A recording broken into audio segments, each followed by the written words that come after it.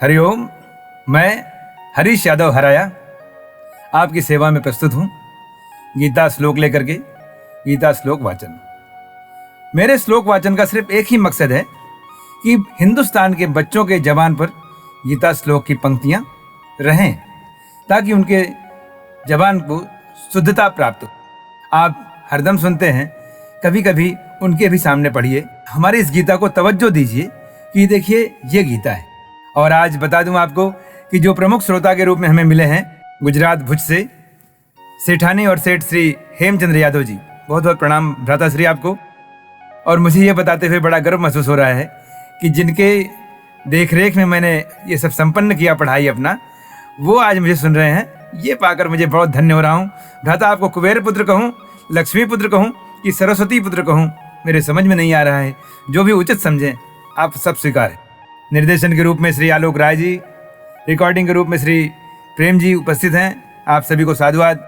और जो आप ये मेरा वेशभूषा देख रहे हैं, इसके लिए हमारे विजय भाई शर्मा जी, उनको भी बहुत बहुत धन्यवाद। फिर से आता हूँ। अथ तृतीयो अध्याय। भगवान श्री कृष्ण को पहले प्रणाम करते हैं, कृष्ण महाराज को। हे कृष्ण गोविंद हरे मुरारी, हे नाथ नारायण वासुदेव। हे कृष्ण हरे कृष्ण। भगवान श्री कृष्ण इस अध्याय में कहते हैं कि कर्म सभी को करना है, अकर्मा कोई नहीं रहेगा। आपको इस जितने भी संसार में जीव जंतु, अगर जीव है जिसमें, उसे कर्म करना ही है। कहते हैं रजोगुण परिष्कृत करें, तमोगुण को छोड़ें। जब ऐसे चीज को महत्व दे रहे हैं तो वहां अर्जुन फिर कहते हैं, क्या कहते हैं? अर्जुन उवाच जायसी चेत कर्मणस्ते मता बुद्धिर्जनार्दन, तत्किम कर्मणि घोरे माम नियोजसी केशव। ये अर्जुन ही पूछ सकते थे, बाकी किसी की हिम्मत नहीं थी भगवान से इस तरह से पूछने की। कहते हैं, अर्जुन बोलते हैं, हे जनार्दन। देखिए यहां दो नाम उन्होंने लिया है, एक जनार्दन और एक केशव। जनार्दन में जो सबके ऊपर छाया रखते हैं।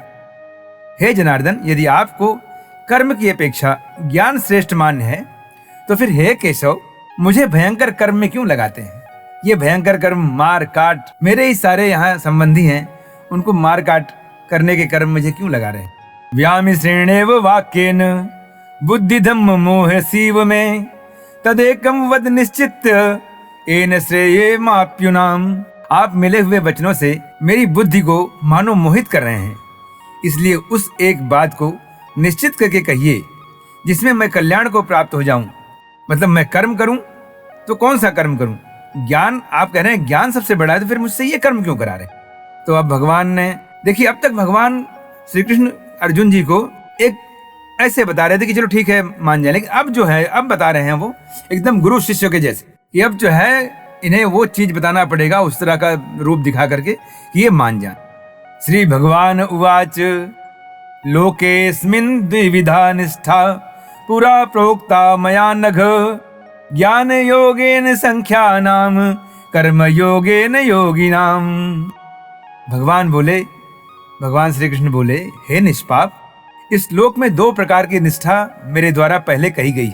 उनमें से सांख्य योगियों की निष्ठा तो ज्ञान योग से और योगियों की निष्ठा कर्म योग से होती। दोनों एक दूसरे से नपे तुले लगे हुए हैं। न कर्मणाम नारंभान नैश्य कर्म्यम पुरुषो स्नुते, न च संन्यसना देव सिद्धिम समधि गच्छति। मनुष्य न तो कर्मों का आरंभ किए बिना निष्कर्मता को, युवा योगी निष्ठा को प्राप्त होता है, और न कर्मों के केवल त्याग मात्र से सिद्ध यानी सांख्य निष्ठि को ही प्राप्त होता है। न हि कश्चित् क्षणम अपि जातु तिष्ठत अकर्म कृत, कारतेति औसह कर्म सर्वः प्रकृति जैर्गुणः। निसंदेह कोई भी मनुष्य किसी भी काल में क्षण मात्र भी बिना कर्म किए नहीं रहता। चाहे वो सो रहा है तो भी कर्म कर रहा है, सोने का काम कर रहा है। मैं पढ़ रहा हूं, ये काम कर रहा हूं। आप सुन रहे हैं मुझे, ये काम आप कर रहे हैं। मतलब कर्ता हर वक्त आप हैं। आप पढ़ने भी गए होंगे तो वहां पर कर्ता, क्रिया, कर्म, ये तीन चीज है। तो भगवान श्री कृष्ण कुरुक्षेत्र में ही कर्ता सबको बता दिए कि तुम सभी लोग कर्ता हो। कोई भी काम जो काम करता है, काम के करने वाले वो कर्ता कहते हैं। तो आप हरदम काम कर रहे हैं, सो रहे हैं तो काम कर रहे हैं, जग रहे हैं तो काम कर रहे हैं। तो निसंदेह कोई भी मनुष्य किसी भी काल में क्षण मात्र भी बिना कर्म किए नहीं रहता, क्योंकि सारा मनुष्य समुदाय प्रकृति जनित गुणों द्वारा परवश हुआ कर्म करने के लिए बाध्य है। कर्मे इंद्रियाणि संयम्य अस्ते मनसा स्मरण इंद्रिय अर्थान विमूढ़ आत्मा मिथ्याचार स उच्यते। जो मूढ़ बुद्धि मनुष्य समस्त इंद्रियों को हठ पूर्वक ऊपर से रोककर मन से उन इंद्रियों के विषयों का चिंतन करता रहता है, वो मिथ्याचारी है, अर्थात दंभी कहा जाता है। जैसे मैंने साधु का भेष तो पकड़ लिया, लेकिन अंदर का जो हमारे आसक्ति है कम नहीं हो रही है। अरे ये पाऊं ले लूं, अरे वो पाऊं ले लूं। अगर जो इस तरह का करता है, जो फिर से माया जाल में मोह माया में फंसता है, वो ढोंगी है। भगवान श्री कृष्ण कहते हैं कि अगर आप जब साधु का भेष धारण किया है तो आप सब मोह माया त्याग दीजिए, अपने काम करिए, और नहीं त्यागते तो फिर आप ढोंगी हैं, मिथ्याचारी हैं। यस्तित्व इंद्रियाणि मनसा नियम्य आरभते अर्जुन कर्म इंद्रिय है कर्म योगम असक्ता स विशिष्यते। किंतु हे अर्जुन, जो पुरुष मन से इंद्रियों को वश में करके अनासक्त हुआ समस्त इंद्रियों द्वारा कर्म योग का आचरण करता है, वही श्रेष्ठ। जरूरी नहीं कि आप आडंबर करें, जरूरी नहीं कि आप भगवा पहने, जरूरी नहीं कि आप काला कपड़ा पहने, जरूरी नहीं कि आप श्वेत वस्त्र पहने। आप हर वस्त्र धारण करने के अधिकारी हैं, बशर्ते कि मन से पवित्र हो, बशर्ते कि अपनी इंद्रियों को आपने वश में कर रखा, और फिर आप सदाचार आपके अंदर हो। क्या है भैया, सामने बैठे हैं आदरणीय हेमचंद्र जी, तो जरा मेरी वाणी को थोड़ा सा प्रॉब्लम हो रहा है। सही बात है कि हमसे ज्यादा जब, और सचमुच इसलिए मैंने कहा पहले ही आपसे कि मैं आपको सरस्वती पुत्र कहूं कि कुबेर पुत्र कहूं, और मैं समझता हूं कि आप दोनों ही पुत्रों के हैं, इसलिए भैया हमारी इस आज की झुंझलाहट को माफ करेंगे। और फिर आगे है नियतम कुरुम कर्म त्वम कर्म ज्याय ही कर्मणः शरीर यात्रा अपिचते न प्रसिद्धेत अकर्मणः।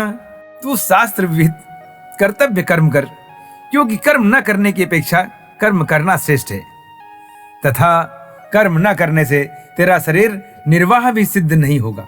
यज्ञार्थात कर्मणेन्यत्र लोकोयम कर्म बंधना तत् अर्थम कर्म कौन्तेय मुक्त संगा समाचर।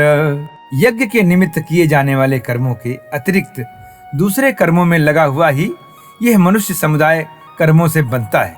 इसलिए हे अर्जुन, आसक्ति से रहित होकर इस यज्ञ के निमित्त ही भली भांति कर्तव्य कर्म कर। सह यज्ञाः प्रजा सृष्ट्वा पुरो उवाच प्रजापति अनेन प्रसविष्य ध्वमेशः वो अस्तु इष्ट काम धुक। प्रजापति ब्रह्मा ने कल्प के आदि में यज्ञ सहित प्रजाओं को रचकर उनसे कहा कि तुम लोग इस यज्ञ के द्वारा वृद्धि को प्राप्त हो, और यह यज्ञ तुम लोगों को इच्छित भोग प्रदान करने वाला हो। आदरणीय भ्राताश्री, आपके लिए भी यही बात हो कि आप दिन दूना रात चौगुना तरक्की करें, वैसे आप कर ही रहे हैं। आप हमारे इष्ट भी बन गए हैं। हम सब आपको कहते थे कि महाजना ए नगतः सुपंथा, जिस पर आदरणीय महाजन चलें वही हम लोग लिए रास्ता है। तो हम लोग हरदम आपके बताए हुए रास्ते पर चल रहे हैं, प्रणाम कर रहे हैं, आशीर्वाद की अपेक्षा करते हैं। सेठानी आपको भी प्रणाम है। देवान भावयतानेन ते देवा भावयन्तु परस्परम भावयन्तः श्रेयः परम वाप्यस्यथ। तुम लोग इस यज्ञ के द्वारा देवताओं को उन्नत करो और वे देवता तुम लोगों को उन्नत करें। क्या बात है। कहते हैं ना कि आप सलामत रहो तो सामने से आवाज आती है कि आप भी सलामत रहो। इस प्रकार निस्वार्थ भाव से एक दूसरे को उन्नत करते हुए तुम लोग परम कल्याण को प्राप्त हो जाओगे। मतलब कर भला तो हो भला, आप मेरा भला करेंगे तो आपका भला मैं करूंगा, ऐसा वहां भगवान ही कह रहे हैं। मतलब ये नहीं कि भगवान को प्रणाम, अगर आप भगवान को प्रणाम कर रहे हैं तो भगवान देख रहे हैं। आप ये ना सोचो कि भगवान निकल के आपको आशीर्वाद ना सुन, लेकिन वो आशीर्वाद आप तक पहुंचता है उनका। आइए देखते हैं। इष्टान भोगान ही दो देवा दास्यन्ते यज्ञ भाविता तैर दत्तान अप्रदायभ्य यो भुक्ते स्तेन येव सः। यज्ञ के द्वारा बढ़ाए हुए देवता तुम लोगों को बिना मांगे ही इच्छित भोग निश्चित ही देते रहेंगे। इस प्रकार उन देवताओं के द्वारा दिए गए भोगों को जो पुरुष उनको बिना दिए स्वयं भोगता है वो चोर ही है। वाह वाह, माखन चोर, क्या बात है। आप सब बहुत अच्छे से सुन रहे हैं और मुझे सुनाने में बड़ा आनंद आ रहा है। आप सबको भी आनंद आ रहा होगा। कर्म चल रहा है, कर्मयोग, तो मैं आनंद पढ़ करके प्राप्त कर रहा हूँ, आप सुन करके प्राप्त कर रहे हैं। यज्ञ शिष्टासिनः संतो मुच्यन्ते सर्वकिल विषय पूज्यते ते तुघम पापा भजन्ति आत्म कारणात्। यज्ञ से बचे हुए अन्न को खाने वाले श्रेष्ठ पुरुष सब पापों से मुक्त हो जाते, और जो पापी लोग अपना शरीर पोषण करने के लिए ही अन्न पकाते हैं वो तो पाप को ही खाते। अन्नाति भवन्ति भूतानि पर्जन्यात् अन्न संभव अज्ञात भवति पर्जन्यः यज्ञः कर्म समुद्भवः। कर्म ब्रह्म उद्भवं विद्धि ब्रह्म अक्षर समुद्भवम् तस्मात् सर्वगतं ब्रह्म नित्यं यज्ञ प्रतिष्ठितम्। संपूर्ण प्राणी अन्न से उत्पन्न होते हैं। आलोक जी, अन्न की उत्पत्ति वृष्टि से होती और वृष्टि यज्ञ से होती। प्रेम भाई, आप भी ध्यान से सुनिए, आप सिर्फ रिकॉर्डिंग मत करते रहिए। और यज्ञ विहित कर्मों से उत्पन्न होने वाला है। कर्म समुदाय को तू वेद से उत्पन्न और वेद को अविनाशी परमात्मा से उत्पन्न हुआ जान। इससे सिद्ध होता है कि सर्वव्यापी परम अक्षर परमात्मा सदा ही यज्ञ में प्रतिष्ठित है। अयम प्रवर्तितम चक्रम ना अनुवर्तयति इह यह अघ आयुर इंद्रिय रामो मोघम पार्थ सजीवति। हे पार्थ, जो पुरुष इस लोक में इस प्रकार परंपरा से प्रचलित सृष्टि चक्र के अनुकूल नहीं बरतता, अर्थात अपने कर्तव्य का पालन नहीं करता, वो इंद्रियों के द्वारा भोगों में रमण करने वाला पापायु पुरुष व्यर्थ ही जीता है। मतलब वो इस धरती पर बोझ है, इस धरती पर बोझ है। बोझे को आदमी कब तक ढोता है? इस धरती से उस बोझे को खत्म हो जाना चाहिए मेरे ख्याल। यशत्वा आत्मरतिरेव स्यात् आत्मतृप्तः च मानवः आत्मनि योम च संतुष्ट तस्य कार्यम न विद्यते। राधे राधे। परंतु जो मनुष्य आत्मा में ही रमण करने वाला और आत्मा में ही तृप्त तथा आत्मा में ही संतुष्ट हो, उसके लिए कोई कर्तव्य नहीं है। एकदम साधु साधु। नैव तस्य कृतानार्थो नाकृत नेह कस्यचन न च अर्थ सर्वभूतेषु कश्चित् अर्थ व्यापाश्रयः। उस महापुरुष का इस विश्व में न तो कर्म करने से कोई प्रयोजन रहता है और न कर्मों के न करने से ही कोई प्रयोजन रहता है, तथा संपूर्ण प्राणियों में भी इसका किंचित मात्र भी स्वार्थ का संबंध नहीं रहता। आदरणीय भ्राताश्री, ऐसे ही हमारे महापुरुष हैं सेठ हेमचंद्र जी, जो जोगी का भेष नहीं पहनते लेकिन जोगी वाला सारा काम करते। तस्मात् असक्ता सततम कार्याम कर्म समाचर असक्तो ही आचरणे कर्म परम आपनोति पुरुषः। इसलिए तू निरंतर आसक्ति से रहित होकर सदा कर्तव्य कर्म को भली भांति करता रहे, क्योंकि आसक्ति से रहित होकर कर्म करता हुआ मनुष्य परमात्मा को प्राप्त हो जाता। कर्मण्येव हि सांसिध्यम आसिताः जनकादयः लोक षड्ग्रहं योमपि सप्रसन्न कुरुतुम अर्हसि। जनकादि ज्ञानी जन भी आसक्ति रहित कर्म द्वारा ही परम सिद्धि को प्राप्त हुए थे, इसलिए तथा लोक संग्रह को देखते हुए भी तू कर्म करने के ही योग्य है, अर्थात तुझे कर्म करना ही उचित है। तो दोस्तों, बहनों और भाइयों, आज हम यहीं विराम लेते हैं। शेष फिर, तब तक राधे राधे।